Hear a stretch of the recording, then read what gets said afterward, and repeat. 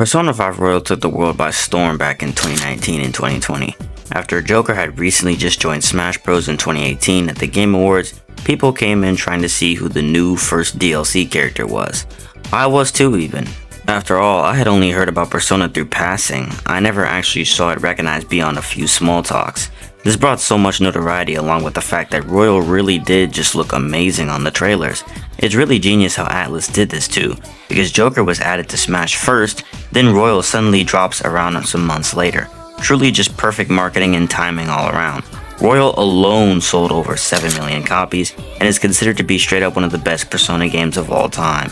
And despite my hatred of the super glazers of this game, I do have to admit Royal is definitely something special and holds a close place in my heart. It has some of the best aesthetics in the game, and while also being extremely entertaining, it's very hard to do in this modern era of games. Great OST, great music, story is really solid, especially the third semester.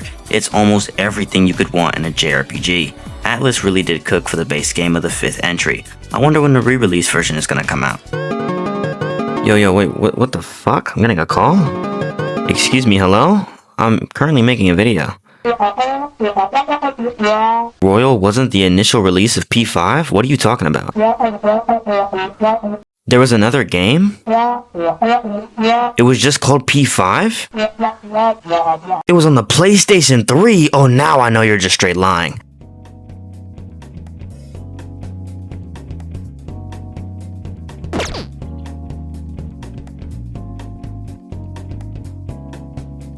Now let me get this established early on. This video is not me disregarding the original Persona 5. So let me briefly explain what the actual goal is here. A lot of the time the community have debates between serious topics, and me being a YouTuber, not really a commentary one, but one that does like to share my opinion, sometimes I like to dabble and make pretty actual substantial videos about these topics so that, you know, even during the future years of Persona, we could still look back at this as a reoccurring topic that still exists. And what sparked it for this one is the topic of re-releases versus their original versions. For example, take Persona 4 Vanilla against Persona 4 Golden. Now I'm not going to talk about these two in this video since that isn't the topic, but I will say that people have a tendency to say the original versions of the game are usually harder and well more balanced than the re-release versions. And to be entirely honest, that's not always the case. Let's use base Persona 4 for example. While I do love and appreciate Vanilla 4, there were a lot of things gameplay wise that were done that I found to be just straight up redundant and entirely not really good mechanic wise. I'm looking at you, penalty cards. Now, releases overall are supposed to essentially be the company acknowledging what people want to see improved in the game while still keeping the basic essentials of the game in place. That's why I respect re-releases more than remakes at least, because re-releases still keep the original message of the game, where with remakes you have no idea what they're gonna do. They can straight up change the gameplay, the narrative, they can remove a part, add new parts. It's literally always a gamble. But yeah, since Vanilla 4 versus Golden was a popular debate, and since it's already kind of been covered a bit, I wanted to cover Royal versus Vanilla, since it's the only topic that I haven't really seen been done by anyone. Also, it's Persona 5's anniversary at the time of making this video, so yeah. Oh yeah, and let me just say, we needed Royal more than you guys even know. Holy, we really needed Royal. Now, when coming up with the script for this video initially, I had never played Persona 5, so in order for me to not be a LARPer, I essentially had to look and scour the internet for some days to find sources of the PS3 emulator to even get this game to work. So thankfully, I was able to find not only the game, but the DLC. Did you guys know that Merciless originally was a DLC? That's so funny to me. So I played this game not once, but actually twice to get the full picture of exactly what life was like with Persona 5 before Royal. And this is basically going to be me talking about where each version excels over the other. This isn't going to be a direct one-to-one comparison. There are a lot of great videos that already do that. Instead, I want to focus on the more important topics to me that really separates how Royal saved Persona 5, and why Atlus is probably going to keep using this gameplay system, or something relative to it, for the future games to come.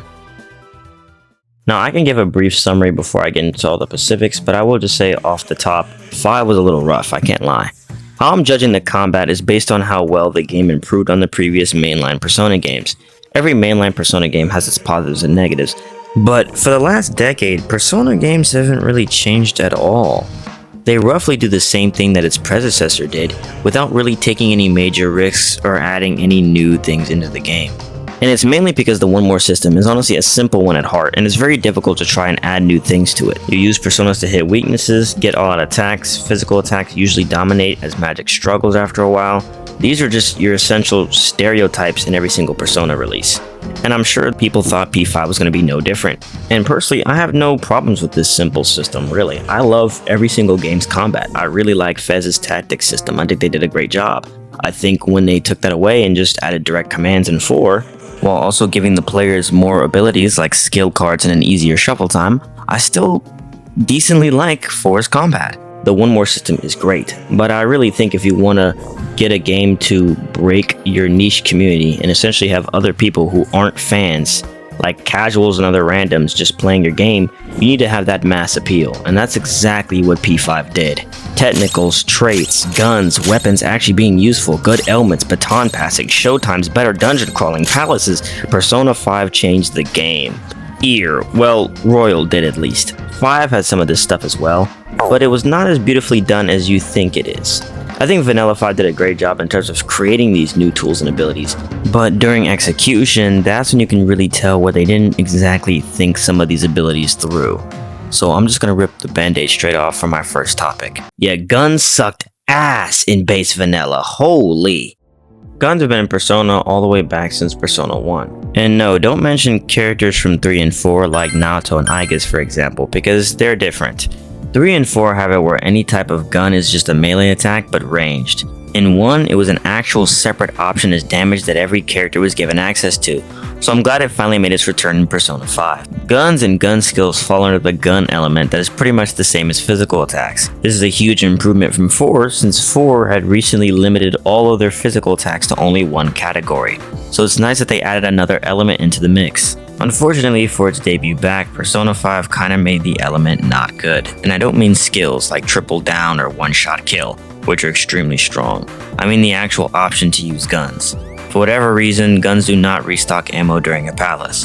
When guns are introduced, they instantly tell the player literally in the blurb that they are supposed to be stronger than melee attacks, so you would think they wouldn't have guns running out because that kinda goes against the incentives to use them. The other main problem with this is that I realized in my playthrough, a lot of enemies early game are actually weak to gun, like more than royals. So you're telling me that the game thought it was a good idea to give me all the gun weak enemies early game when I'm at my weakest, when I have the least amount of rounds. So when I finally do get all the upgrades and get all the good stuff where my guns are actually somewhat more optimal, there are no more enemies to use it on. So yeah, after a while, when you don't really need to even use them anymore, making it where it runs out for a whole trip of a palace is just not a smart idea. Mind you, most of the time players usually like finishing palaces in one day. So you realistically are gonna just dump your whole load of bullets on an encounter and now your guns are useless for your entire trip. Just use your ammo better. Yeah, it would be nice if Ann didn't spray the shit around like it's a freaking action movie. Now I know there are gonna be other defenses to ammo running out, so I'll address them myself because I pretty much thought of remotely everything. What about the reserve ammo items? Now if you're not familiar with these, Joker can actually craft bullets in his freaking room, like just how you craft the elemental items, the thief tools, and all that other stuff at the table.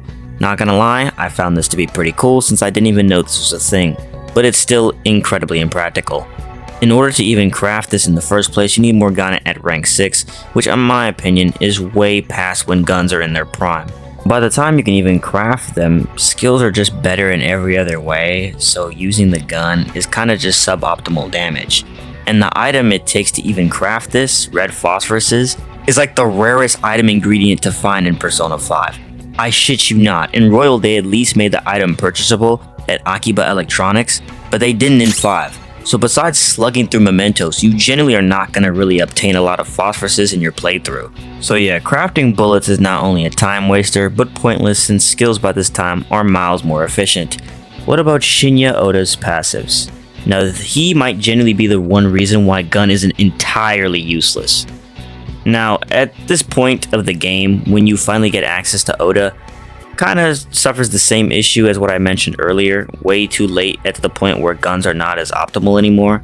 However, Vanilla does get a few compliments from me here, but for the wrong reasons. He makes only one part of the gun optimal, not the entire piece. Let me explain. Shinya gives two abilities that are very important for gun usage. knockdown shot, which is the ability to down any enemy in the game that isn't a boss. It also deals no damage, but it's a setup for a knockdown, which is always nice because that can lead to baton passes and big damage. The second ability is ammo pouch, which just allows you to carry more bullets in your chamber. Now the reason downshot in vanilla was actually just straight up broken was because it didn't use any bullets from a special chamber. It used the bullets in your normal chamber. Now Royal uses a special chamber for all your downshot bullets, which is why you are only limited to 3 per each Palace and Mementos trip if you got rank 6 with Oda, which I still think is a balanced fair amount. However, since downshot was the same bullets as your normal ones in vanilla, you could essentially downshot as much as you like. Now of course, downshot still takes more bullets than any normal shot. I believe it's 8 from your chamber, which means you're gonna run out of ammo faster if you spam it. But even then, because of Oda's cheap shot, which decreases the amount of bullets downshot costs, add that with carrying reserve ammo, and you have an infinite amount of downshots until you essentially ran out of all your bullets. And I don't think I really need to tell you how busted this is. So Royal handled downshot and gun just better overall. And don't get me wrong, I was spamming downshot. I genuinely felt like Joker from Smash. Freaking, he wields a gun. That's all I was doing, bro. I was just spamming downshot. It was so free. But even then, the resources to get the ammo are just impractical and it sucks. That just using normal bullets is pointless. So the gun is only good for downshot and that's it. And it's nice to have both parts of the gun be useful. For example, imagine EY's gun, but you're only able to shoot like 5 or 4 bullets a Palace trip or Mementos trip. You won't even be able to utilize tentacles at all because that's barely any bullets to do anything. It's like it's never even there. So yeah, Royal definitely made a great change to this entire gun system. Oh yeah, speaking of useless, we gotta talk about tentacles in this game. In Persona 5, they finally added a new way to deal damage to enemies, which definitely did spice up how combat can be done. Since the dawn of Persona, it's always been criticals and weaknesses and nothing else that allow the player to deal more damage in combat. So tentacles is a great concept for being a new way to deal in good damage. It's just sad that this sucked for its first intro to a game. So how tentacles work in base 5 is essentially whenever an enemy is afflicted with an ailment, certain elemental skills can deal additional damage resulting in a tentacle hit. The viable element depends on which inflicted ailment you used. For example, someone who is frozen can be hit for tentacle damage if you use physical attack, gun, or nuclear attack. When a tentacle is activated, the damage is similar to what you would get from a weakness or a critical, and sometimes even greater. However, tentacles still end up being an ability that pretty much just gets overlooked in 5, as I hardly even used it myself after a certain point. The main issue is that it doesn't give knockdown in this version of the game, and as great as the damage numbers are, if a target isn't being knocked down, you can't get one more off of it, and it pretty much just makes it overall pale in comparison to crits and weaknesses. It doesn't help that there's only one form of downing an attack per each turn, so the priority goes in this order: weakness, critical, and lastly technical, which means if you can't stack tentacles with other down options, it kind of trivializes the use of it. Of course, Royal worked the same. You can't stack Tentacle with critical or weakness, but because of how buffed up they made Tentacle in this game, it doesn't need to be stacked with the others to make it work.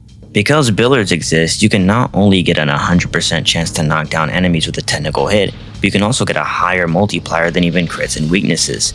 If you have a tech rank 4 burn, for example, this gives a 2.3 multiplier bonus compared to its usual 1.8. And pair that with the fact the game gives you a book that allows you to perform more ailment combos? Yeah, it's a no-brainer how good Tentacle gets utilized in this game. Now, how I feel exactly about this, is it really a good call? Because a lot of people say that, Royal made Tentacle broken now. And while I do agree with that, yeah, Tentacle is fully just beyond insane now, I like this a lot better. Because Tentacles wouldn't exist without ailments. So what this does is incentivize players to use ailments more. And besides Persona 5 Royal, throughout the entire Persona series, ailments are pretty awful. They most of the time get blocked by most of the bosses in the games, and even when you can use them for cool stuff that, maybe you can cheese a boss that way or whatnot, it's like one boss out of the entire game. Ailments are mostly made in mind with the enemies, to be honest, more than the player. But Royal is the first game that actually makes it where the player can utilize it to its fullest extent. And that, honestly, to me, is such a beautiful thing and such a major improvement from how Vanilla had them. I don't really think Vanilla was too far off. I think, I have to give them props for, that's the original game that actually had that concept in there. It was in the right direction, it's just Royal really took it the furthest and perfected it to the amazing system we have now. Now it's time to talk about party members. Arguably the most important thing in a game is your party members, and this isn't even a Persona thing, but just a general JRPG thing. Party members are often the key to success in a game because they are the people who give you the set abilities to tackle the challenges the game has to offer. Now Royal does a great job with its party members. It tries to give everyone in the party their best possible tool to perform at their best. Even the more subpar party members that everyone can agree that kinda tend to fall a little behind still tend to be solid in their own right. And then we have Vanilla. Yeah, in Vanilla, a lot of the party members feel just straight up more hollower versions of themselves, and it's not even because of the lack of traits. That does obviously play a huge part, which I'm going to cover pretty soon anyway. But besides that, a lot of these characters just seem to exist solely for their element rather than having good utility like in Royal. Let's take Yusuke for example. Yusuke was pretty much just Ryuji 2.0 in both versions of the game. A character with magic that has a higher strength stat, so you're bound to just use them as a physical attacker, besides very niche fights that involve ice. Except Yusuke sucks as a physical attacker in Vanilla compared to Ryuji. In the early mid-ladder, Yusuke in terms of single target physical skills doesn't have anything going for him. In fact, the skill that Yusuke gets that is really good in terms of single target is all the way at 73, Brave Blade. So until then, he kinda just has good AoE fizz, but using strong AoEs is constantly leaving him like 1 HP, and I have to dump so many heals into him. He's stuck with Rising Slash and Tempest Slash for a while, and though Rising Slash is strong with its 1.5 bonus after a baton pass, it's very situational, as during mini bosses and straight up boss fights, you're not going to be getting as many baton passes. Same thing with Crit Enjoyers and Gram Slice. When factoring in boss fights, you're not really going to be landing any crits, so crit moves like that are kinda useless. Ryuji not only is just a better option overall for his consistent single target damage, but he also gets Megaton Raid and Charge, and this is a whole 10 levels before Yusuke gets anything noteworthy at all. It's actually just laughable. Now you're probably thinking, okay, but where does Royal differ? This sounds very similar to Royal. Well, because of Jazz Club, Yusuke is actually just straight up broken for the entire early to mid ladder, and then by the time Ryuji is matching with him, Yusuke finally does get his Brave Blade and they even out in terms of power. See, he can get Charge and Royal as early as September, early September too, which just makes him a powerhouse. Sure, Ryuji has this trait, but the addition of a Charge with that Tempest Slash helps Yusuke out so much. Whereas Ryuji still has a lot of levels to go before he can finally double his damage each turn. So instead of him being a weak Ryuji with ice magic, he's now an equal contender with really high agility. So he's not only going to be hitting more of these attacks, but not going to be taking much damage besides the one he's giving himself, as Scoundrelize is going to help him with some dodges here and there. It's actually so sad how the lack of Jazz Club just completely guts my boy. In fact, he's so situational in Vanilla, you could even argue Anne does DPS better.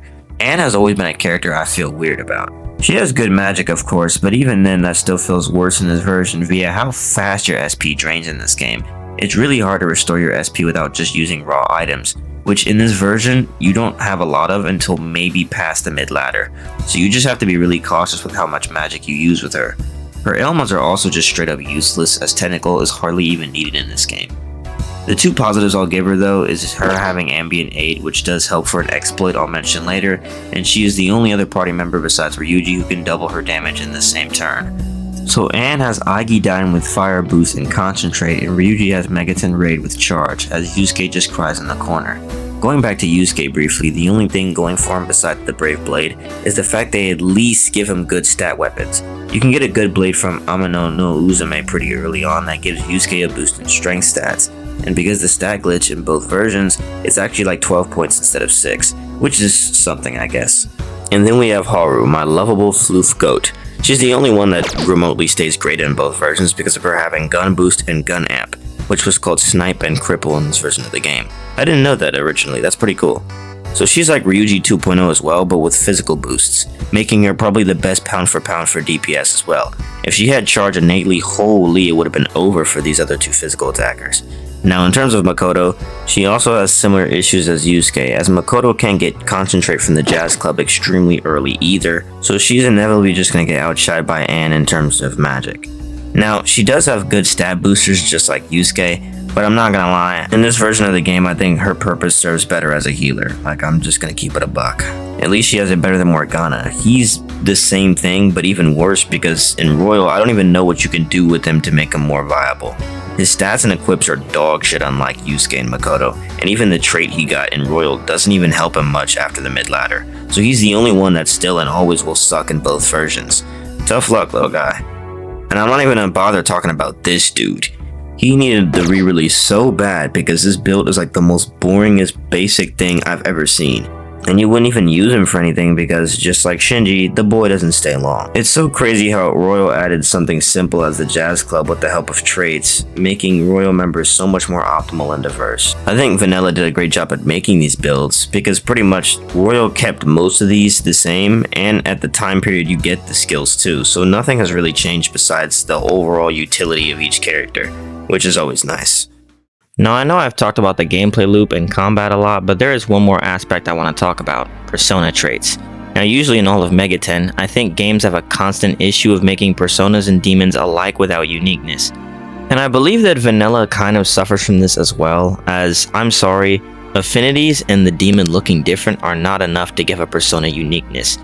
And it's not really just a Vanilla thing. Again, a lot of other Persona games have this issue as well. In fact, look at Atlus's most recent release of Persona mainline, Persona 3 Reload. I knew when I made like 5 different versions of the same type of build, there were issues with how personas were done in this game. And yes, I'm aware that sometimes during inheritance, some personas can't get specific skills. So you would think that sets them apart, right? Wrong, because with a few slaps of a skill card, you can have whatever damn skill you want. For example, a Messiah can't actually inherit dark skills in Reload.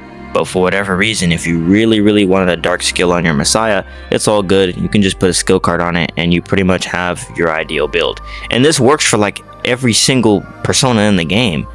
And this kind of just makes every persona feel just like a blank slate to carry your skills on, when it's supposed to be like, hey, I like this persona because it does this over this. But you never really see that in these games.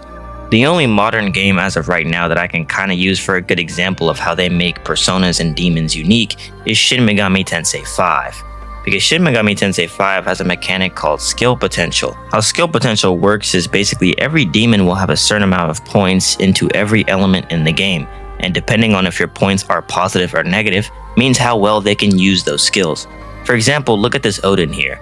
This Odin is not only weak to wind, but he has a -6 in skill potential for wind. This means even if you block the wind weakness, trying to use Odin for wind attacks is not only going to be weaker, but extremely more expensive than a natural born wind user in this game. This means you actually have to play around him, and you can't force a demon to be out of their field of strengths. V also added something new in Vengeance where you can have innates.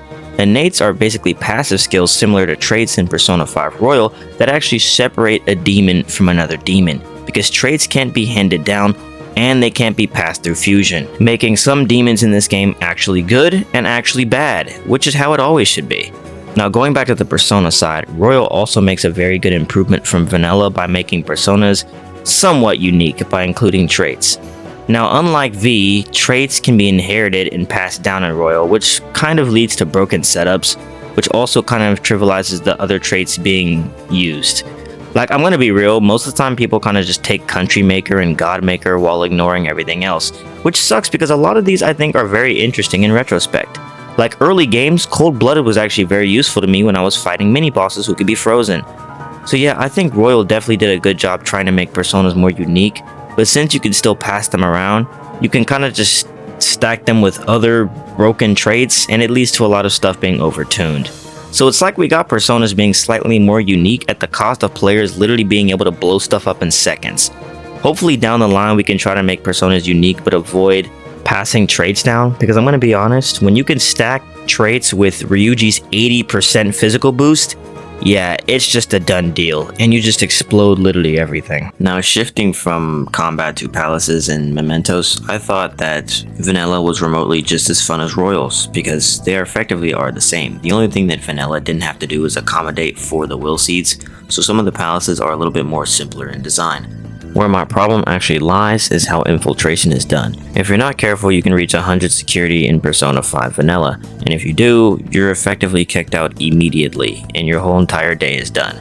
Now, the problem with this, in my opinion, is that they did this harsh mechanic in the game where hiding is worse than Royals. I'm sure a lot of people that are hearing me complain about this are like, it's not that deep, skill issue, the game gives you abilities where you shouldn't be getting caught anyway, and yes, it does. But hiding is not as good as it was in Royal. So whenever you hide in Royal, you're able to survey your entire area. Whatever spot you choose to hide in, you can turn around, to the side, in front of you, and this allows you to ambush from any direction. You can also previously go to an area you just came from. So it allows this very fluid, nice, smooth infiltration motion because you can be like bam, bam, bam from spot to spot.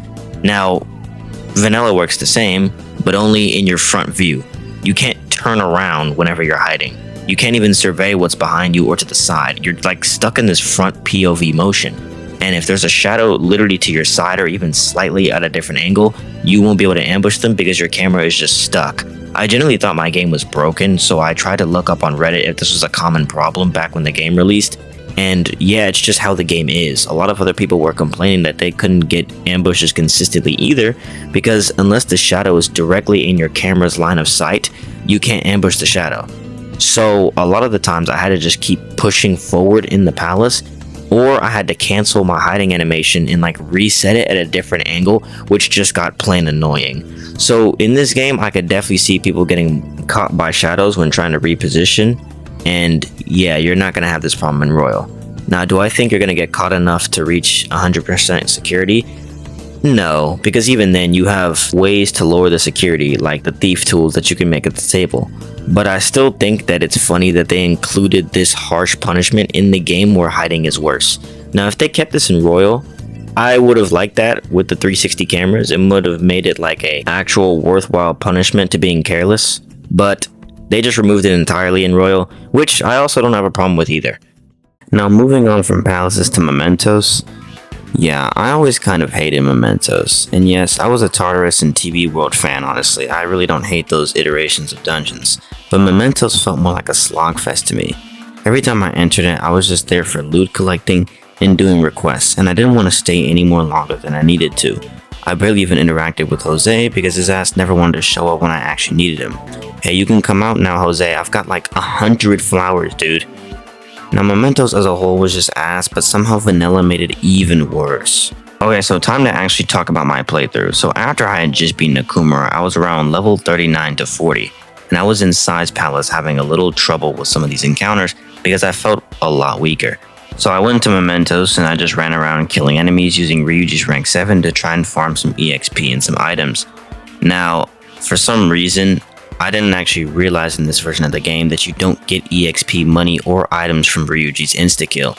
It wasn't showing up on screen, but I thought, hey, at least maybe they're just showing me what persona I got and they're not showing me the EXP and items I get because it's just a QOL thing that wasn't added yet. But no, you just straight up don't get EXP money or items. You only get the persona whenever you insta-kill an enemy. So the only way for me to get resources for crafting and actually getting the loot of a battle was to have to engage with it every time, which makes the slogging go even longer. Now, I understand Persona 5 gives EXP based on the level compared to your enemy, so even if I did go grinding and slaving away, it's not going to do much anyway, but even the small amounts add up over time, and who doesn't want more money and items whenever you're going to this wretched place? This actually was such a problem even players of P5 were experiencing back then, because guides and other people were just straight up saying, don't get Ryuji further past 6 to specifically avoid unlocking insta-kill. And yeah, this definitely explained why I was a little bit lower level than the recommended skill I should be at.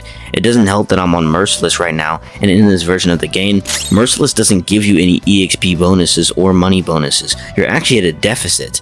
So this is insane. I don't understand why they made Ryuji's insta-kill work like this. Maybe they just didn't think about making it an actual better ability until Royal. I can see some people saying, well, it limits players from just easy grinding and becoming overlevel, which yeah, I guess it does. But I'm gonna be honest, it's definitely bringing more negatives than positives. Most players don't like Mementos either, and at least Ryuji's insta-kill creates a less of a dungeon crawling effect. But in this version of the game, ooh, you really feel it. And if their goal back then was to make Ryuji's ability like this so then players can't overgrind and overlevel, well, they failed anyway, because players are always going to find ways to reach level 99 and have to do minimal work to reach high levels. It's just the way of a JRPG player. And when a game doesn't benefit you with a method, well, the methods that people find tend to be less of the integrity part and more of the exploitable part. If you thought Reaper was a cow used for just livestock and reload, well, you should see him in base 5. It's actually crazy. So I decided to try this myself as I was down in levels, and I just wanted to reach level 99 as fast as possible and not have to deal with any more mementos. So during flu season, which lasts about a few days in November during Size Palace, shadows have a chance of being inflicted with despair in the beginning of a battle. And with the help of Anne's ambient aid, her only use past Kamashida's Palace by the way, you can increase this chance by a pretty decent amount. Essentially what you want to do is when you fight the Reaper, you need him to be inflicted with despair. And if luck was on your side, all you had to do was just wait 3 turns, and the despair did the rest of the work. If you didn't get it, you could just escape and re-enter the battle, and if you did succeed, you can just go back to the entrance of Mementos and just repeat this all over again. It didn't take me too many times to get the hang of it, and eventually I was already level 99 in only less than about 2 hours. Naturally, this needed to get removed from the game. There are many ways of cheesing the Reaper easily across the series: Thunder Rain, Ken, Thurgy, Hasotobi, but at least these methods are fighting methods, like you actually have to engage with the Reaper. This one is just, hey, I stand there and watch him succumb to depression and he dies. So of course this was not going to fly, and the devs removed it in Royal. They also fixed Ryuji, so all is well. Now, I also am finding out right now that Ambient Aid also doesn't help with this exploit, because Ambient Aid only works for ailments you put on the shadows, not ailments that are preemptively there. So, well, there goes Anne's one strong use. Now honestly, I could talk more about the combat and gameplay loop. I had a whole section on how Kichijoji's inclusion literally saved Persona 5's combat, and how some of the fights felt a little too quick in vanilla, like Madarame's fight, which was also fixed in Royal. But I think I've talked about gameplay enough. I want to dive into the social aspect, as that is also something that Royal improved on. Vanilla was a little more stricter with time, as Royal was slightly nicer. I think a lot of people already knew that though. Royal gave more notes for specific events and allowed players to not be restricted by Morgana when trying to do more activities after certain nights, which is always something I can appreciate. As for Confidants, mostly things stayed the same besides a few small details like the phone calls they give you, which I think is a great addition and a nice way to get more notes. The only one that got an actual significant change is none other than Goro Akechi. I don't think Vanilla really did Akechi justice at all. Get it? Justice? Like his Arcana? Shut your fucking mouth! Now, I don't really have a problem with Akechi being an auto-link like Morgana and Vanilla, but I do believe it makes him feel less significant. In Royal, Akechi actually takes commitment to do and requires 2 separate social stats, knowledge and charm. They continue to make him feel even more significant by giving him a special rank 8 where he will invite you to Mementos and literally challenge you to a 1v1 out of thinking he is superior to you. This legit lets you see into his narcissistic, ego-filled character very early on, which I very much enjoy. And it's just a cool fight. It's the first time a real Persona 1v1 has ever occurred, not involving any other party members in the entire series, as 2 users just duke it out to prove who is better. I think this lets you see a pivotal side of how Akechi truly feels about Joker, almost like how they are 2 sides of the same coin that just went different paths in life.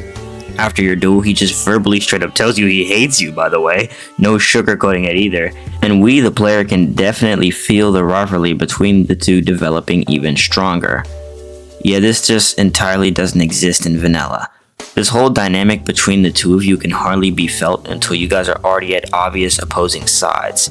And it's so sad because I think this is honestly one of the best moments out of all the social links in the game. So it makes the 3rd semester so much sweeter with all these new scenes of him and an entirely new build that was a lot more fun than his Crow one.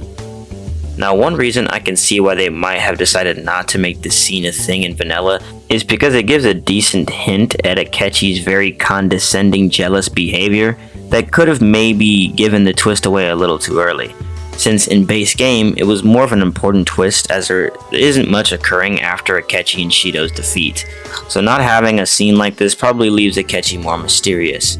In Royal, most people kinda already knew who Akechi was, and since there's more content after the original story, the twist now has less weight to it, because it's not the super hype reveal anymore, it's Maruki now, so that's probably why they decided to show more about him. Well guys, that's all the important stuff I can think of for issues I had with Vanilla. So now it's time for where I think Vanilla excels over Royal. Honestly, it's hardly anything combat or gameplay wise, it's only a narrative reason why I like Vanilla more. Now, I don't want to cover the story too much here, but I will compare the true ending of Royal compared to the true ending of Vanilla, because it's really like night and day. Now, I actually think Vanilla's ending is a lot better than Royal's. Royal's ending honestly always felt a little weird to me. The gang still can't truly relax as they are getting spied on by officials in a nearby car, where Marky eventually has to come and save them. Now, I get trying to show Marky aiding the party as almost like he accepts losing, and that he doesn't mind the reality that we've decided to choose, but I think it's still an odd way of placing him kinda just right after we had defeated him. Now, of course the thieves don't see Marky like the other palace rulers they've defeated, but I still think that the thieves and Marky shouldn't exactly be on friendly terms. So it's just a little bit of a weird scene in my opinion, and then we cut to the two royal characters we have been so invested into this entire story be referenced one last time, and that's it. That's all we get. We don't even get to see the thieves again. That's it. This has such a sense of gloom and sadness in it, as the royal cast truly still isn't free from the surveillance of others, and the two characters that you at least thought would have a somewhat better ending, they kind of leave it up for the birds. And we get this kind of half-assed, well, it's up to interpretation ass ending, and personally I just didn't like it. For all that the player has done in the game, the palaces, confidants, saying the right things to get the true ending, the countless hours spent to finish the game, and this is the send-off we get? Now this could be honestly on purpose to in line with the fact that we committed to the real reality, which is always going to be riddled with sadness, depression, and death. Hence why it's such a bittersweet ending versus going along with Marky's reality instead, where the group is seen as happy. It also shows that the true reality doesn't always get a happy ending, and that honestly does reflect how the real world is. But, you know, sometimes you just want a happy ending, to be honest. A lot of work into the game, and you would just want to see your cast of characters be rewarded for such a long journey, and that's exactly what Vanilla gave me. The thieves are still being watched, but actually managed to escape the surveillance, and pretty much break away onto this open road. No other outsiders, no Marky, just the thieves, who are on this long mission together just hanging out, riding into the nice sunny lit weather. Joker is free and doesn't have no worries or cares in the world at all.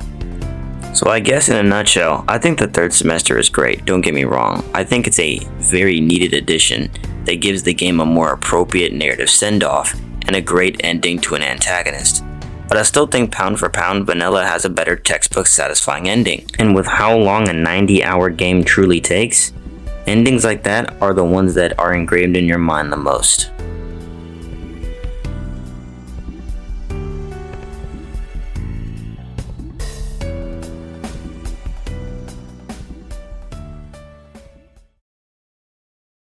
If you made it to the end, thanks for watching this long. Yeah, there's a lot more I wanted to say, but I think I've probably got all my points across. Making this script was actually one of the most tiringest things I've ever had to do, even worse than my challenge run videos. And just to repeat from the beginning, no, this video was not meant to be me discouraging or hating Vanilla at all. I had a great time actually playing the game. It was like experiencing a game I've played many times but in a different lens, as I couldn't do the same things I was doing in Royal in Vanilla. But yeah, if you want to give this game a try, hey, be my guest. If you want to boot up an RPCS3 or just straight up get the original PS3 to play it, I mean, hey, you're all willing to go crazy like I did. But I will say that Persona 5 Royal is on almost every console in existence, so yeah. I appreciate the support recently. I hope you guys enjoyed this one, and I'll be back with some more. But my head kind of fucking hurts. I need to stop recording this late. So peace out. I love all of you guys, and have a good one.